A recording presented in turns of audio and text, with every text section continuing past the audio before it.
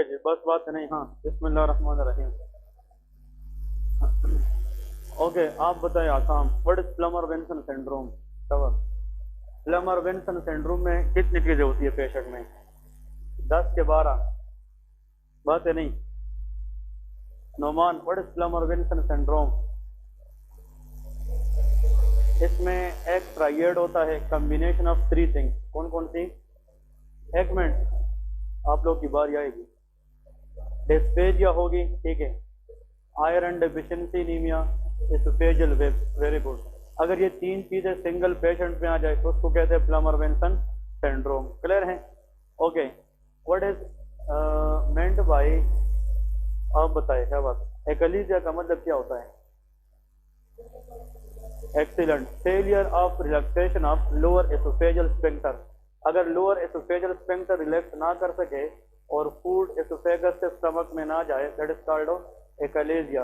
एकलेजिया के अंदर जो मोस्ट कॉमन काज है वो लॉस ऑफ गैंग्लियनिक सेल है, न्यूरल क्रेस्ट सेल का मसला होता है, ठीक है। तो उसमें या तो हम जनाब ट्रीटमेंट देंगे या हेलर मायोटमी करते हैं। इसका बेरियम सॉलो पे कौन सी फाइंडिंग होती है? बर्ड वीक अपेयरेंस होता है। कौन सा होता है? बर्ड वीक अपेयरेंस होता है। वेरी गुड, ठीक है। इसमें बर्ड वीक अपेयरेंस जरूर होता है, ठीक है। तो इस तरह चीजें आप लोगों ने रिवाइज करनी है, ठीक है। आज हम नेक्स्ट कंडीशन की तरफ जाएंगे, that is known as CREST syndrome, यानी कि एसोफेजियल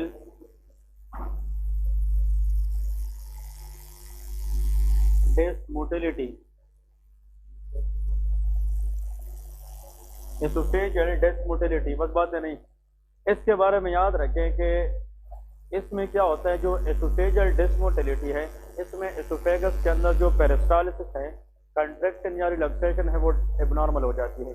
इसमें लेके अ कंडीशन, प्लीज बात है नहीं, हर एक बंदा नोट्स बनाए शाबाश। A condition characterized by abnormal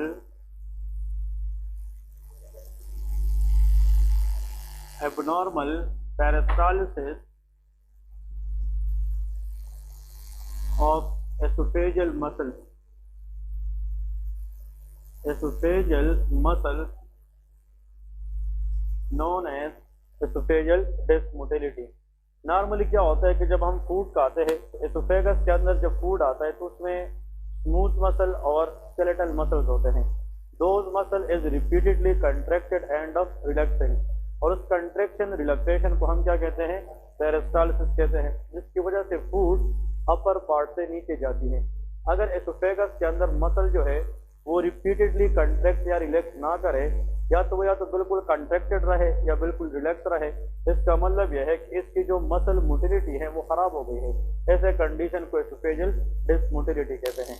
इसमें जनाब याद रखें, the patient major complaint is dysphagia. Patient major complaint is dysphagia. इसमें जब पेशेंट आता है तो उसकी मेजर कंप्लेंट क्या होती है? डिस्पेजिया होता है कि वो सही तरीके से फूड खा नहीं सकता। Difficulty in eating the food, that is called dysphasia. अगर एसोफेगस के अंदर मोटिलिटी नहीं है, उसमें पेरिस्टालिसिस नहीं है, तो फिर फूड स्टमक में नीचे नहीं जा सकेगा। तो जब बंदा फूड नहीं खा सकेगा, उसको डिफिकल्टी आएगी, तो उस कंडीशन को क्या कहते हैं? डिस्पेजिया। और एमसीक्यूज में लिखे कि it is usually a part of, ये जो एसोफेजियल डिसमोटिलिटी है ये एक कंडीशन के अंदर होता है जिसको कहते हैं CREST syndrome, that is known as CREST syndrome. तो एग्जामिनर आप लोगों से क्रिस सिंड्रोम के बारे में पूछता है कि what is meant by CREST syndrome. Clear है? इसमें आप लोगों ने याद रखना है CREST। क्रिस के अंदर जनाब 5 चीजें हैं। CREST, सी से मुराद ये है calcinosis. C stand for calcinosis. What is meant by calcinosis? That is the deposition of excess calcium in the skin tissue। मतलब जिन लोगों को एसोफेजियल डिसमोटिलिटी होती है तो 90% उन लोगों में शाबाश कौन सी चीज होती है? Calcinosis. Calcinosis mean deposition of calcium specially in the skin. अगर स्किन के नीचे एक्सेस कैल्शियम की डिपोजिशन हो जाए तो उस कंडीशन को क्या कहते हैं? कैल्सिनोसिस। नेक्स्ट देखिए, R स्टैंड फॉर रीनार्ड फेनामिना। इसको क्या कहते हैं? रीनार्ड फेनामिना।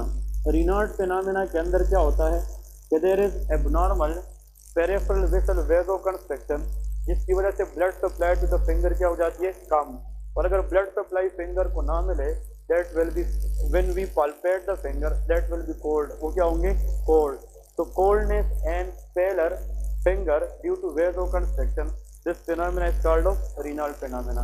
तो रीनल फिनोमेना के अंदर हमारी जो हाथों की वेसल है, हाथ के अंदर जो ब्लड वेसल है वो कंट्रैक्ट हो जाते हैं, और जब यहाँ की ब्लड वेसल कॉन्ट्रैक्ट हो जाते हैं तो लोकल ब्लड सप्लाई क्या हो जाती है, कम, जिसकी वजह से फिंगर को टच करने पे कोल्ड फील होगा और इसके अंदर पेलर होता है। क्लियर है, इसको क्या कहते हैं, रीनल फिनोमेना।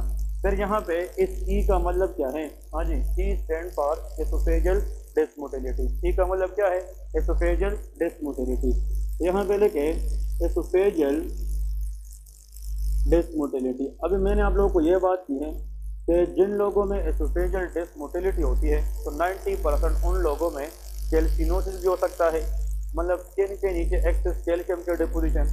और इन लोगों के हाथों में जब देखते हैं, एक तो टच करने पे वो कोल्ड फील होते हैं और ये पेलर नजर आते हैं, बिकॉज इन लोगों में क्या होता है, रीनल फिनोमेना। एस का मतलब है स्क्लेरोडेक्टाइली। इसको क्या कहते हैं, स्क्लेरोडेक्टाइली। What is डेक्टाइली? स्क्लेरोडेक्टाइली का मतलब ये है कि इट इज अ कंडीशन, नहीं वो पॉलीडेक्टाइली है। Sclerodactyly mean hardening of the finger, finger के अंदर हार्डनिंग को कहते हैं। इसको ऐसे फिंगर के अंदर जो कंट्रैक्शन रिलैक्सेशन है वो क्या हो जाती है, खत्म हो जाती है। तो S stand for that is called sclerodactyly, और T stand for telangiectasia. T का मतलब क्या है, टेलेंजेक्टिशिया, टेलेंजेक्टिशिया। तो प्लीज याद रखें, टेलेंजेक्टिशिया का मतलब ये है abnormal capillary dilatation on the skin. Skin के अंदर कैपिलरी की एबनॉर्मल डायलेशन को हम क्या कहते हैं, टेलेंजेक्टिशिया कहते हैं। तो इसके सामने ब्रैकेट में लिखे एबनॉर्मल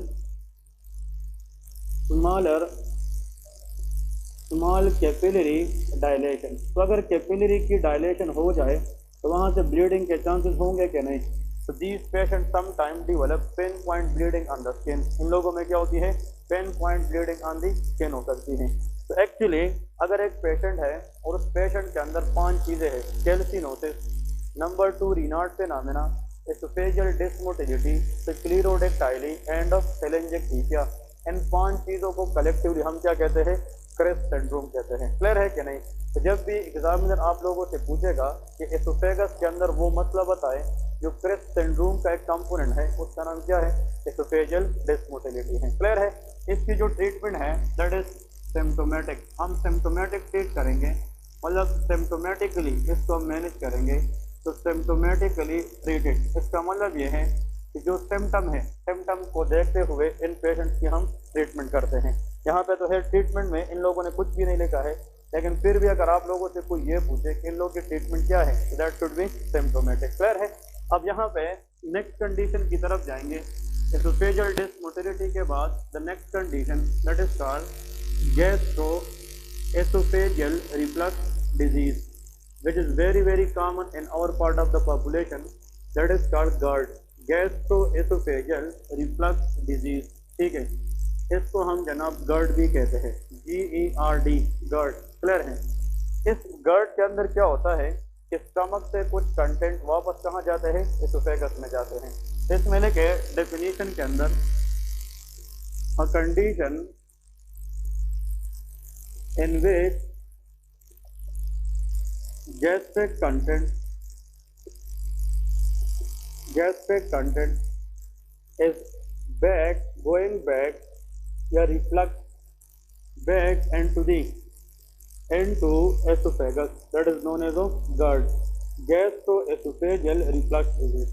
ये तो सबको पता है कि जो फूड है वो एसोफेगस से स्टमक में जाती है, लेकिन नॉर्मली स्टमक से वो फूड वापस एसोफेगस में नहीं आती। लेकिन अगर स्टमक एसोफेगस के दरमियान जो होल है, लोअर एसोफेजियल स्फिंक्टर, वो क्लोज ना हो जाए तो फिर स्टमक के कुछ कंटेंट वापस किधर जाएंगे, एसोफेगस में, जिसको गैस्ट्रोएसोफेजियल रिफ्लक्स डिजीज कहते हैं, and that is simply known as GERD। इसको क्या कहते हैं, GERD कहते हैं। अब यहाँ पे लेके कि काजेस क्या है, व्हाट आर दी काजेस, इसकी वजह क्या है, what are the causes. Number 1 के डिक्रीज, हाँ जी, decrease LES stand for lower oesophageal sphincter tones. याद रखें, टोन्स का मतलब कंट्रैक्शन। अगर एसोफेगस के लोअर पार्ट में मसल की कंट्रैक्शन कम हुई है तो वो फिर सही तरीके से बंद नहीं होगा। जब वो बंद नहीं होगा तो उससे फिर वापस रिफ्लक्स होगी कि नहीं। अगर ये टोन्स बढ़ जाते हैं तो उसको एक कलीजिया कहते हैं, लेकिन लोअर एसोफेजियल स्फिंक्टर में जब टोन कम हो जाए तो that area will not close properly, then there will be guard. Clear है। और नेक्स्ट लिखे, हाँ जी, लैक ऑफ नाइट्रिक ऑक्साइड, ठीक है, इंक्रीज, ठीक है, एक्सेसिव ऑफ नाइट्रिक ऑक्साइड, क्योंकि नाइट्रिक ऑक्साइड का काम स्मूथ मसल रिलैक्सर है। तो अगर नाइट्रिक ऑक्साइड बहुत ज़्यादा हो जाए तो वो muscle all the time relax पड़े होंगे तो दोबारा क्या नहीं करेंगे, कंट्रैक्ट, तो फिर गैस्ट्रिक कंटेंट वापस एसोफेगस में जाएंगे। और आखिर में लेके एक्सेस एक्सियल प्रोडक्शन, किस वजह से, एक्सेस एक्सियल प्रोडक्शन, क्योंकि axial also try to damage lower oesophageal sphincter, तो एक्सियल भी वापस जा सकेगा and it increase the risk of Barrett esophagus. वो क्या करा सकेगा, बैरेट एसोफेगस। कल हम बैरेट एसोफेगस की मतलब रिस्क फैक्टर में और काजेस के अंदर क्या बता चुके थे, क्रोनिक इरिटेशन ऑफ एक्सियल के बारे में। तो लेके क्या, अगर किसी को GERD है, किसी को GERD है, तो इसका मतलब ये है, देखें, इसका मतलब ये है कि this is a food pipe which is known as esophagus, और ये एसोफेगस नीचे जाकर किसके साथ कनेक्टेड है, स्टमक के साथ। अब सुन ले, एक्चुअली जब हम फूड खाते हैं तो initially food is going into the mouth, mouth के बाद फूड किधर जाता है, फेरिंक्स में, और फेरिंक्स के बाद एसोफेगस में जाता है। अब एसोफेगस का ये वाला जो पार्ट है, ये जो ओपनिंग है, ये अपर पार्ट में है कि लोअर, लोअर, तो इसको लोअर एसोफेजियल स्फिंक्टर कहते हैं। अब सुन ले, जब फूड हम खाते हैं और फूड पार्टिकल एसोफेगस में आते हैं तो this food particle try to relax this sphincter, और फूड एसोफेगस से किधर जाएगी, स्टमक में। Once the food reaches to the stomach, इस फूड का वापस एसोफेगस में जाना ये एबनॉर्मल होगा, क्योंकि जब फूड एक दफ़ा नीचे आता है तो दिस स्फिंक्टर बिकम क्लोज, ये क्या हो जाता है, क्लोज। कैसे क्लोज होगा, जब इसकी मसल कंट्रैक्ट करेगी, और उस कंट्रैक्शन ऑफ द मसल को क्या कहते हैं, टोन्स कहते हैं। अब अगर इस एरिया के अंदर टोन्स कम है, टोन्स कम का मतलब कंट्रैक्शन नहीं हो रही, तो फिर ये एरिया ओपन रहेगा कि क्लोज, ओपन रहेगा, तो फिर कुछ गैस्ट्रिक कंटेंट स्टमक से वापस किधर जाएंगे, एसोफेगस में, और स्टमक कंटेंट का वापस एसोफेगस में जाना, that is called gastroesophageal reflux disease. ठीक है जी। अब इसमें लिखे, what are the clinical features, ये पेशेंट जनाब किस तरह प्रेजेंट करते हैं। Number 1, complain of heartburn, ये किसके साथ आते हैं, हार्ट बर्न स्पेशली, अब ये बात याद रखें, स्पेशली वाइल लाइंग डाउन। ये लोग कहते हैं जब वो फॉर एग्जांपल सोते हैं या इस तरह फॉर एग्जांपल सुपाइन पोजीशन में होते हैं, अगर मैं बैठा हूँ या फॉर एग्जांपल खड़ा होता हूँ तो मेरा एसोफेगस इस तरह वर्टिकल होता है, लेकिन अगर मैं सोता हूँ तो एसोफेगस तो इस तरह हो जाता है, तो फिर आसानी से स्टमक से चीज़ें किधर जाएगी, एसोफेगस। तो GERD के अंदर जो मोस्ट लाइकली हार्ट बर्न की प्रॉब्लम होती है वो सोने के वक्त या लाइंग डाउन में होती है, क्योंकि एसोफेगस और स्टमक इस तरह हो जाती है, तो फिर वहाँ से आसानी से स्टमक से कंटेंट किधर जाती है, एसोफेगस में जाती है। तो गैस्ट्रोएसोफेजियल रिफ्लक्स डिजीज। नेक्स्ट इसमें आप लोगों ने लिखना है कि नॉक्टर्नल कफ हो सकती है, मतलब ये जो GERD होती है इस वजह से, मतलब ड्यूरिंग द नाइट पेशेंट को कफ भी लग सकती है, और इवन केस हार्ट बर्न की वजह से वोमिटिंग हो सकती है कि नहीं, वोमिटिंग भी हो सकती है, क्योंकि जो कंटेंट स्टमक से वापस एसोफेगस में आएगी तो वही कंटेंट वो वोमिट नहीं कर सकता है। क्लियर है कि नहीं। लेकिन मोस्ट कॉमन इन लोगों के अंदर बहुत सारे हाउस जॉब के अंदर, इंटर्नशिप के अंदर, जब भी आप हॉस्पिटल जाते हैं जिसको मैदे का मसला होता है तो 95% लोगों में GERD होता है, और ये लोग यही कहते हैं कि डॉक्टर साहब कोई चीज़ खाए या ना खाए, बस जब हम टेक लगाते हैं या सोते हैं तो पता नहीं यहाँ से जलन होती है, that is called heart burn. So the main presenting complaint of GERD, that is heartburn, especially while lying down, ये इसका मेन पॉइंट है। अब वोमिटिंग हो भी सकती है, नहीं भी हो सकती। अगर GERD क्रोनिक प्रॉब्लम है, एक बहुत लॉन्ग रन से उस बंदे के साथ मसला है, तो उसमें नॉक्टर्नल क्या हो सकता है, कफिंग भी हो सकती है। और इवन केस GERD की वजह से बार बार वो बंदा स्ट्रेस में आ जाता है, और स्ट्रेस की वजह से उसको डिफिकल्टी इन ब्रीदिंग भी हो सकती है, तो इट्स कॉल्ड डिस्निया। तो we can write it but not in all the patient. Dyspnea हो भी सकती है, नहीं भी हो सकती, लेकिन मोस्ट कॉमन जो है वो हार्ट बर्न है, स्पेशली वाइल लाइंग डाउन है। अब यहाँ पे याद रखें कि व्हाट इज द इन्वेस्टिगेशन, हम GERD की इन्वेस्टिगेशन करेंगे। तो GERD के इन्वेस्टिगेशन में आप लोगों ने क्या करना है, एक्सरे करनी है। क्या करनी है, एक्सरे करनी है, ठीक है। और एक्सरे एंडोस्कोपी भी कर सकते हैं आप लोग। इसमें आप लोगों को याद रखें कि opening of lower oesophageal sphincter, जो लोअर एसोफेजियल स्फिंक्टर है वो क्या रहेगी, ओपन। बेरियम सवालों पे देखा जाएगा कि बेरियम आसानी से स्टमक में जाती है, एसोफेगस का लोअर पार्ट परमानेंटली क्या रहा है, ओपन रहा है। फिर आखिर में इसकी ट्रीटमेंट लेके, अगर किसी को गर्ड है, हाँ जी, तो हम ट्रीटमेंट में ऐसी मेडिसिन देते हैं जिससे हम रिफ्लक्स को कम करें। और रिफ्लक्स के अंदर हमारा टारगेट ये है कि किस चीज़ को कम करना है, HCl। तो PPI देते हैं, प्रोटॉन पंप इनहिबिटर। तो PPI stand for proton pump inhibitor, क्योंकि इस सिस्टम के एंड में हम इसकी फार्माकोलॉजी पढ़ेंगे। The most important drug that is omeprazole. Omeprazole देंगे या जनाब H2 ब्लॉकर भी दे सकते हैं, H2 ब्लॉकर। अब सुन लें, actually H2 receptor present in the parietal cells of the stomach. और आप लोगों को पता है कि जो HCl है वो किस सेल से आते हैं, पैराइटल सेल। अगर पैराइटल सेल के ऊपर हम H2 रिसेप्टर को ब्लॉक करें तो उससे भी HCl प्रोडक्शन कम हो जाती है। इसमें जो बेस्ट ड्रग है दैट इज रेनिटिडीन। कौन सा है, रेनिटिडीन। तो ranitidine can decrease HCl production by blocking which receptor, H2 receptor on the parietal cell. और ये जो H है, पैराइटल सेल से जो H है HCl बनाने के लिए उसको प्रोटॉन कहते हैं। तो प्रोटॉन पंप इनहिबिटर काम किस तरह करते हैं, उसकी और कौन कौन सी साइड इफेक्ट्स है ये हम फार्माकोलॉजी में पढ़ेंगे।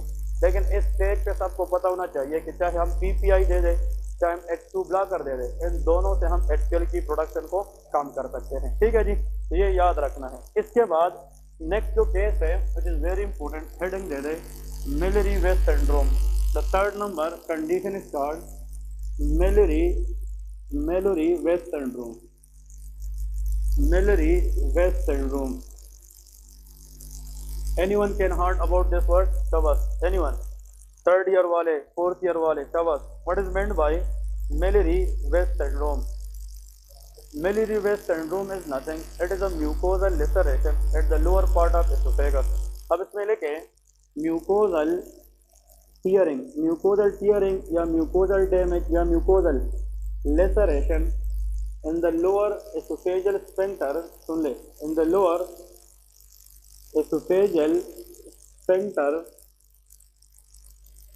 in the lower esophageal sphincter, especially, अब ये पॉइंट इंपॉर्टेंट है, especially in alcoholic patient, इसके अंदर अल्कोहलिक इंडिविजुअल्स के अंदर, क्योंकि most common cause of Mallory West syndrome that is called alcohol. वो क्या है, अल्कोहल है। तो वेस्टर्न कंट्रीज के अंदर बहुत सारे पेशेंट आते हैं, वो कहते हैं जब वो अल्कोहल लेते हैं तो उसके बाद एकदम वो जोर से वोमिट कर देते हैं, और उस जोर की वजह से, वोमिटिंग की वजह से लोअर एसोफेजियल स्फिंक्टर की जो म्यूकोजा है उसकी क्या हो जाती है, लेसरेशन।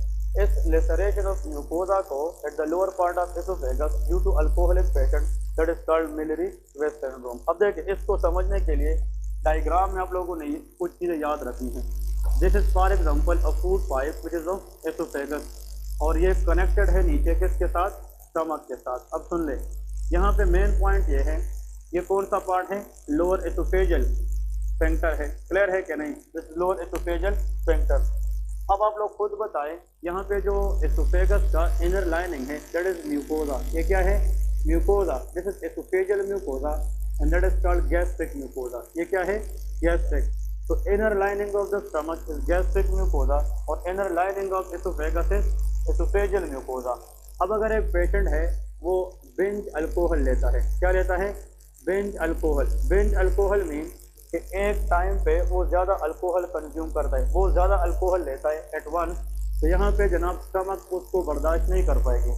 तो अल्कोहल की वजह से एंटी पेरिस्टालिसिस स्टार्ट हो जाता है। क्या, एंटी पेरिस्टालिसिस। और जब रिवर्स पेरिस्टालिसिस होता है तो बहुत जोर की वजह से जब बंदा वोमिट करेगा फोर्सफुली, तो ये जो HCl है उसकी जो रिफ्लक्स होगी वो तेज होगी कि स्लो, तेज। और इतना जोर से जब HCl lower part of oesophagus mucosa को टकराएगी तो उसकी क्या हो जाती है, लेसरेशन हो जाती है।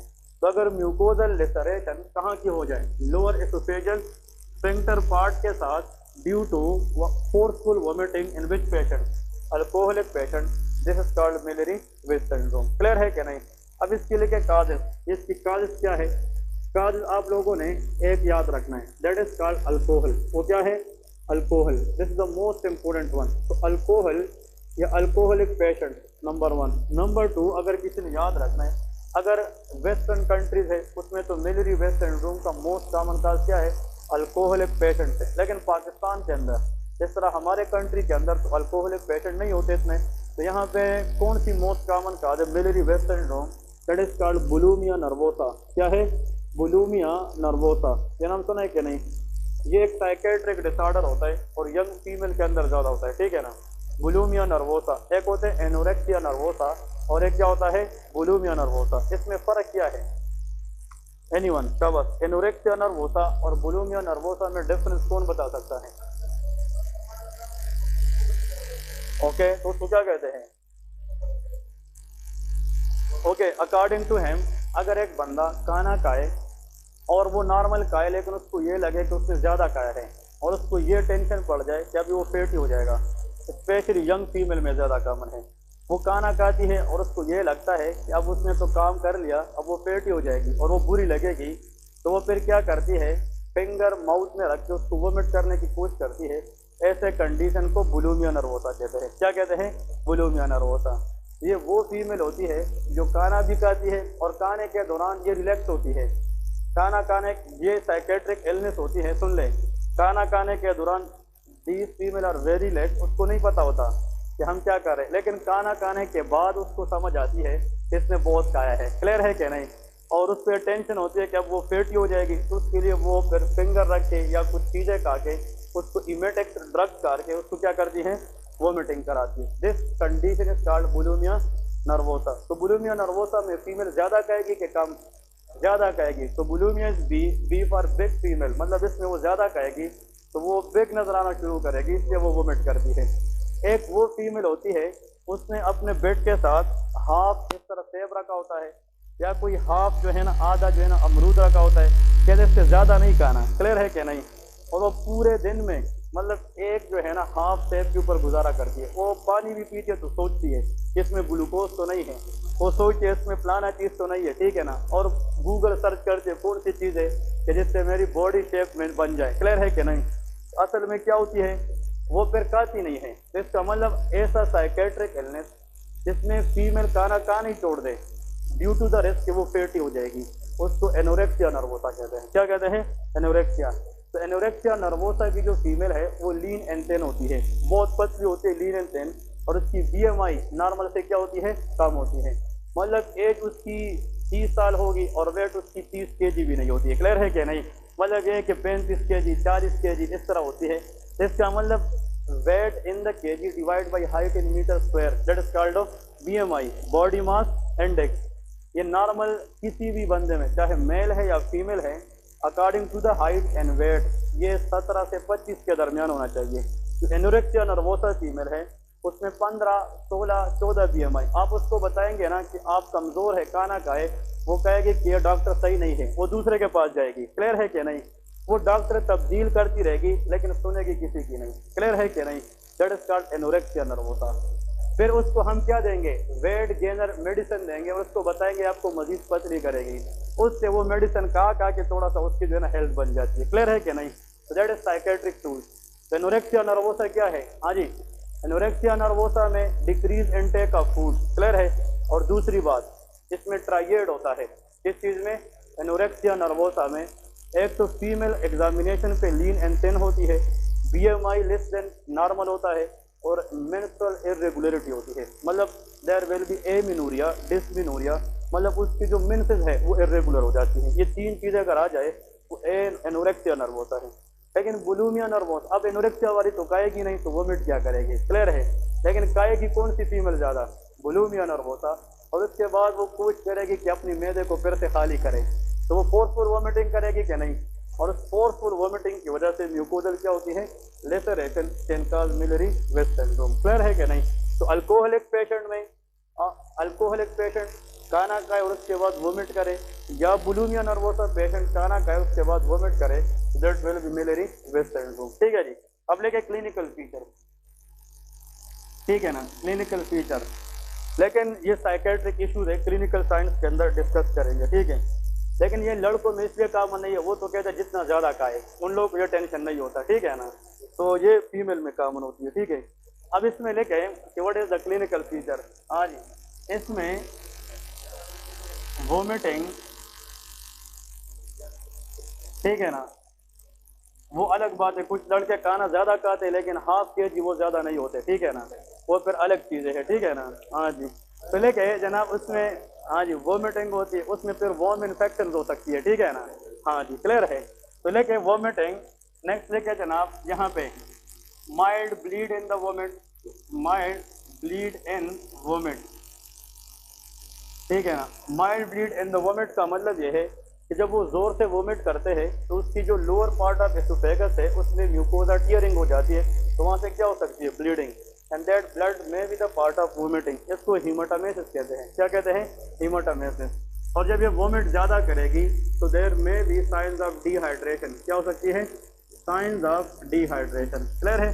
तो जस्ट वोमिटिंग एंड डिहाइड्रेशन। लेकिन आप लोग को एग्जाम में क्या क्लू देगा, bulimia nervosa patient presented to you with severe vomiting plus blood in that vomit, think about Mallory West syndrome. ये अल्कोहलिक पेशेंट है, उसके बाद तो फिर भी मिलरी वेस्ट सिंड्रोम। इन्वेस्टिगेशन लिखे, जिसको हम डायग्नोज कैसे करेंगे, इन्वेस्टिगेशन। तो प्लीज़ याद रखें, इन्वेस्टिगेशन के अंदर एंडोस्कोपी करते हैं। क्या करते हैं, एंडोस्कोपी, ठीक है। और endoscopy will tell us mucosal laceration, ये क्या बताएगी, mucosal laceration near the lower oesophageal sphincter. ये जो लोअर एसोफेजियल स्फिंक्टर है उसके साथ जो म्यूकोजा है उसके अंदर लेसरेशन हुई है, उसके अंदर टीयरिंग हुई है या डैमेज हुई है, क्लियर है। अब यहाँ पे लिखे ट्रीटमेंट। ट्रीटमेंट में आप लोगों ने याद रखना है, number 1, if the cause is alcohol then quit alcohol, मतलब पेशेंट को हम बताएंगे कि अल्कोहल लेना बंद कर दें, क्विट अल्कोहल। अगर वो अल्कोहलिक क्रोनिक अल्कोहलिक है तो उसकी जनाब हम उसको क्या करेंगे कि उसको टेपर करें, कम करें, एंड आहिस्ता आहिस्ता जब वो टेपर करेगा तो उसमें वोमिटिंग की एपिसोड क्या हो जाएगी, कम हो जाएगी।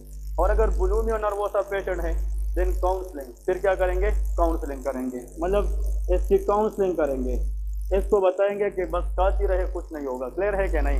इसका मतलब ये है कि काउंसलिंग इज द की, उसका मतलब दिल रखने के लिए कुछ ऐसी बातें करेंगे कि वो खाना स्टार्ट कर ले, क्लियर है कि नहीं। Actually that is counselling. तो काउंसलिंग में आप लोगों ने उसके साथ कुछ पॉजिटिविटी करनी है, कुछ बातें करनी है जिसको अपनी डाइट को मेंटेन कर सके। और आखिर में लेके कि दैट इज एफ की बात इसलिए करो, अगर ज़रूरत पड़े तो फिर एंटी इमेटिक्स देते हैं। क्या देते हैं, एंटी इमेटिक्स का मतलब क्या है, those medicine which decrease vomiting, मतलब जो वोमिटिंग को कम कर सके। आप लोगों ने डोमेल सिरप का नाम सुना होगा, ग्रेविनेट इंजेक्शन का नाम सुना होगा। ये सारे के सारे वो चीज़ें हैं जिससे हम वोमिटिंग को डिक्रीज कर सकते हैं, कम कर सकते हैं, क्लियर है कि नहीं। लेकिन यहाँ पे बात आप लोगों ने सिर्फ याद रखनी है, इन लोगों में वोमिटिंग ये किसी डिजीज़ की वजह से है या ट्रिगरिंग इफेक्ट की वजह से।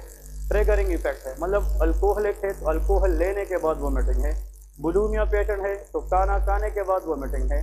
लेकिन जब ये लोग वोमिटिंग करते हैं, जब तक फिर दोबारा अल्कोहल नहीं लेते या खाना नहीं लेते तब तक वोमिटिंग नहीं होती। तो वैसे ये डिजीज़ नहीं है, ये तो इन चीज़ों के साथ लिंक वोमिटिंग है। तो उस वक्त अगर वोमिटिंग ज़्यादा है तो तब एंटीमेटिक्स की ज़रूरत पड़ सकती है, वरना इसकी ज़रूरत नहीं होती। जस्ट काउंसल द पेशेंट, उसको क्या करते हैं, काउंसलिंग करते हैं, ठीक है जी। ये पॉइंट याद रखने हैं। तो this what all about Mallory West syndrome. इसके बाद नेक्स्ट है एसोफेजियल कैंसर। क्या करें सर, एक छोटा सा टॉपिक है यार,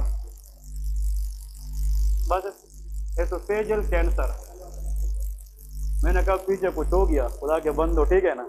अब लिखे एसोफेजियल कैंसर का मतलब क्या है, थक गए हो,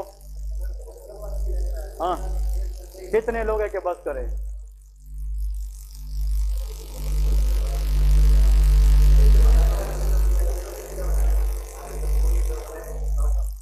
ठीक है, लेके अब malignancy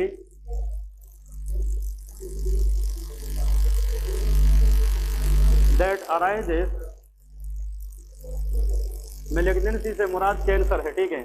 malignancy mean cancer that arises from any part, नहीं वो खत्म हो चुकी है, ठीक है, from any part of oesophagus that is called oesophageal cancer. मतलब कोई भी पार्ट से अगर कैंसर निकले, मेलिग्नेंसी निकले तो उसको एसोफेजियल कैंसर कहते हैं। अब एसोफेजियल कैंसर के अंदर जो रिस्क फैक्टर है वो लिखें कि रिस्क फैक्टर क्या है। नंबर 1, एसोफेजियल कैंसर के चांसेस ज़्यादा होते हैं रिगार्डिंग जेंडर। अगर हम बात करें तो मेल में ज़्यादा as compare to female.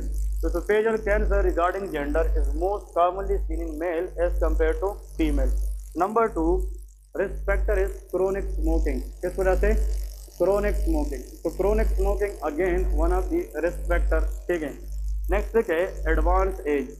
Advance age mean older ages. तो एडवांस एज के अंदर भी after the age of 50 oesophageal cancer के चांसेस ज़्यादा होते हैं।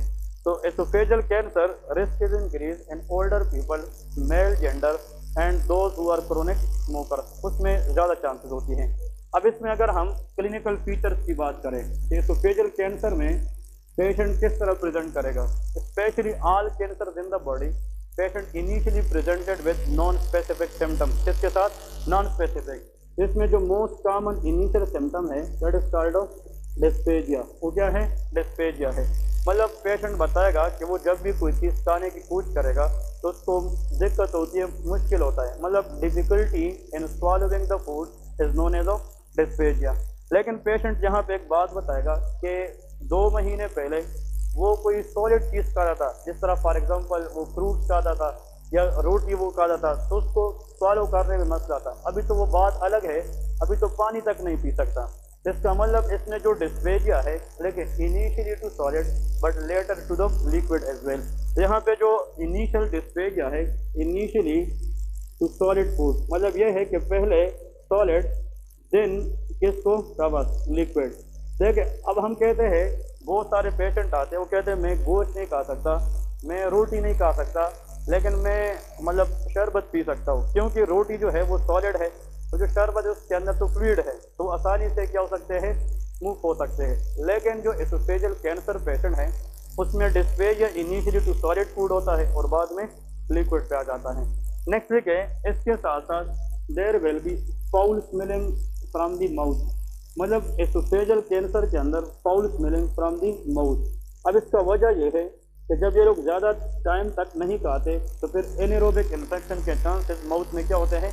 ज़्यादा, जिस वजह से फाउल स्मेलिंग आती है। तो foul smelling from the mouth. Halitosis, very good. इसको ईएनटी में हम हेलिटोसिस भी कहते हैं। हेलिटोसिस में भी chronic tonsillitis case as well, लेकिन हेलिटोसिस विद डिस्पेजिया में भी esophageal cancer in advance age. और आखिर में लेके प्रोग्रेसिव वेट लॉस, इन लोगों में क्या होती है? Progressive weight loss. अगर ये लोग खा नहीं सकेंगे, फूड प्रॉपर नहीं खाएंगे, तो विद द टाइम इन लोगों की जो वेट है वो ऐसा ऐसा क्या हो जाएगी? वो लॉस हो जाएगी। क्लियर है कि नहीं? अब आखिर में इसमें लेके टाइप, एसोफेजियल कैंसर की टाइप कौन कौन सी हैं?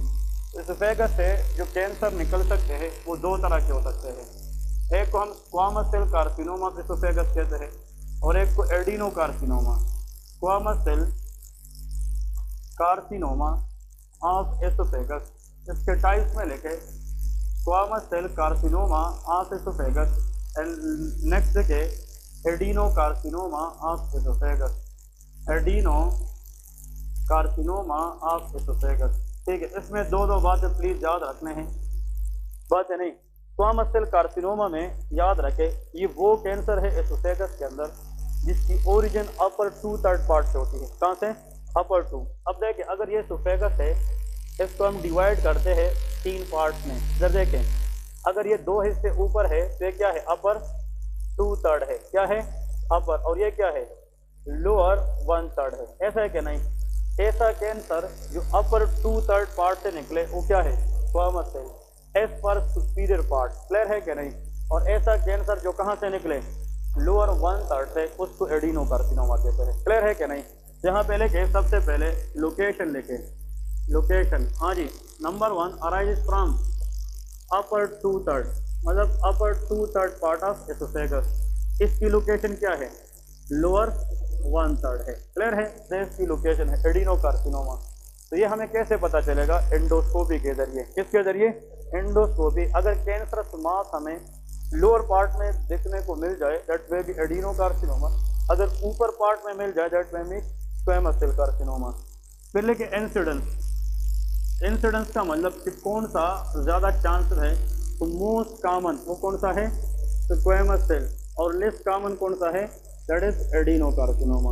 एसोफेगस जाना जाता है पाकिस्तान के अंदर specially for squamous cell carcinoma. Clear है कि नहीं, क्योंकि इसकी इंसिडेंस रेट क्या होती है, ज़्यादा होती है। नेक्स्ट देखिए रिस्क फैक्टर। इसकी रिस्क फैक्टर में क्या है, risk factor for squamous cell carcinoma. तो first one is chronic smoking. इसमें क्या होता है, क्रोनिक स्मोकिंग, कि उन लोगों के अंदर स्क्वेमस सेल कार्सिनोमा के चांसेस ज़्यादा होते हैं जो क्रोनिक क्या है, स्मोकर्स होते हैं। नेक्स्ट देखिए अल्कोहल। इस अल्कोहलिक पेशेंट, क्योंकि अल्कोहलिक पेशेंट में भी स्क्वेमस सेल कार्सिनोमा के चांसेस ज़्यादा होते हैं। हॉट लिक्विड कंज्यूमर या स्पाइसी फूड जो लोग खाते हैं उसमें भी जनाब क्या होता है, जो जापानीज होते हैं, अमेरिकन होते हैं या चाइनीज़ होते हैं, वो हार्ड जो स्पाइसी फूड है उसका इस्तेमाल ज़्यादा करते हैं, उसमें स्क्वेमस सेल कार्सिनोमा के चांसेस ज़्यादा होते हैं। ठीक है जी।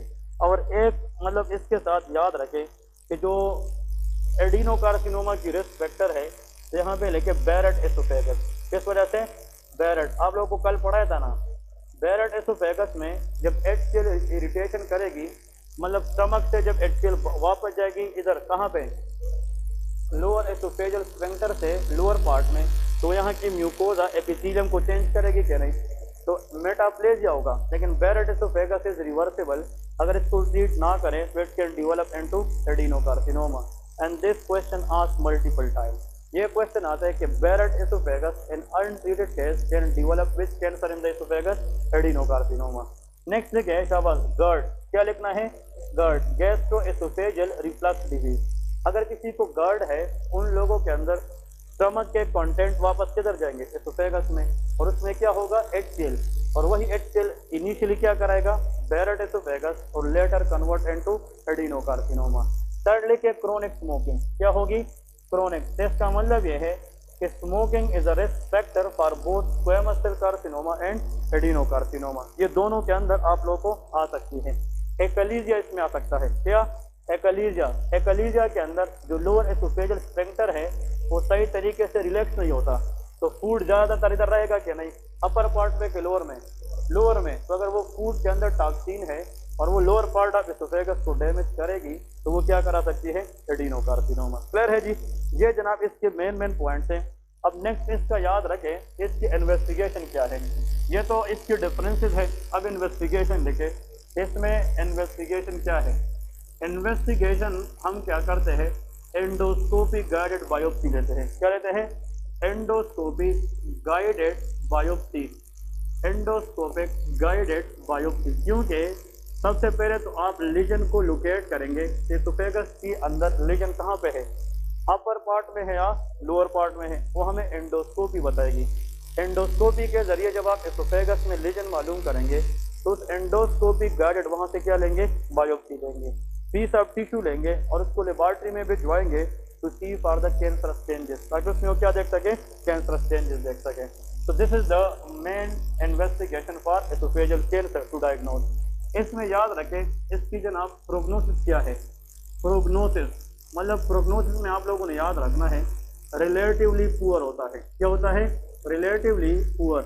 वजह यह है, एक तो एसोफेजियल कैंसर के चांसेस ओल्डर में ज़्यादा है, तो तब तक उन लोगों की एज इतनी होती है कि उसका अपनी इम्यूनिटी क्या होती है, वीक होती है, तो कैंसर के साथ फाइट नहीं कर सकते। जिनका कुव्वत मुदाफ़अत कमज़ोर हो तो वो बीमारी के साथ जंग लड़ सकता है, नहीं लड़ सकता। इन लोगों में ऑलरेडी पुअर इम्यूनिटी है, और इन लोगों के अंदर ये है कि अगर ये स्मोकर्स हैं, दूसरी बात एसोफेगस के साथ ट्रेकिया है, क्या है, ट्रेकिया, तो ये problem near by respiratory tract में भी जाकर उसको अफेक्ट कर सकती है। तो इसलिए इसका जो कैंसर है इसका प्रोग्नोसिस रिलेटिवली पुअर है। फिर भी ये स्टेज पे डिपेंड करता है और ये कास्ट पे डिपेंड करता है, ठीक है। और आखिर में जब ट्रीटमेंट में हम आते हैं, ट्रीटमेंट में तो यहाँ पे जनाब कीमो लेते हैं। क्या लेते हैं, कीमोथेरापी हमारे पास एक ऑप्शन है, रेडियोथेरापी एक ऑप्शन होता है, लेकिन एसोफेगस में हम फिर क्या कर सकते हैं, सर्जरी। तो chemotherapy and surgery, these are the best option for the treating esophageal cancer. अब आप लोग कहोगे कि एसोफेजियल कैंसर के अंदर हम कीमो कब करते हैं, सर्जरी कब करते हैं, ये जो ऑन्कोलॉजी टीम होता है वो डिसाइड करते हैं। इन्वेस्टिगेशन पे, पेशेंट की एज पे, पेशेंट की स्टेटस पे, उस पे डिपेंड करते हुए फिर ऑन्कोलॉजी टीम होता है। ये एक बंदे की काम नहीं है, इसमें 5 से 6 डॉक्टर आपस में बैठते हैं और वो डिसाइड करते हैं कि इस बंदे के लिए बेस्ट ऑप्शन क्या है। क्लियर है क्या नहीं। अगर फॉर एग्जांपल उस बंदे में एसोफेजियल कैंसर मेटास्टेटाइज कर चुका है, स्प्रेड कर चुका है, तो फिर बेस्ट इज कीमो। और अगर एसोफेगस तक ही लिमिटेड है और लीजन अंदर है और उसको खाने में मसला आ रहा है और वो भी डेटोरिएट हो रहा है, उसका वेट लूज होता जा रहा है, तो सर्जिकली उस लीजन को हम क्या करते हैं, रिमूव। और ये भी जनाब ओपन कट देकर रिमूव किया जाता है, ये एंडोस्कोपिक गाइड भी रिमूव कर सकते हैं। क्लियर है? तो एसोफेगस के अंदर ओवरऑल अगर हम देखें तो कितने किस्म के कैंसर होते हैं, 2, स्क्वामस सेल एंड एडिनो। इन दोनों में से एमसीक्यूज ये है, which cancer of oesophagus most common world wide? Answer is हाँ जी, दैट इज हाँ जी, that is squamous cell carcinoma. इस बुक ने 2 बातें लिखी हैं। ये बातें जनाब जब भी मैं बुक पढ़ता हूँ तो मुझे फील होता है कि that is very very important term. Question में आता है कि the most common esophageal cancer world wide, answer will be squamous cell carcinoma, पूरी दुनिया में। लेकिन most common esophageal cancer in United States, किसके अंदर, United States, that should be adenocarcinoma. Clear है कि नहीं? अब बहुत सारे स्टूडेंट होते हैं कि वो प्लैब देना चाहते हैं या यूएसएमएलई देना चाहते हैं। तो USMLE is a United State medical license exam.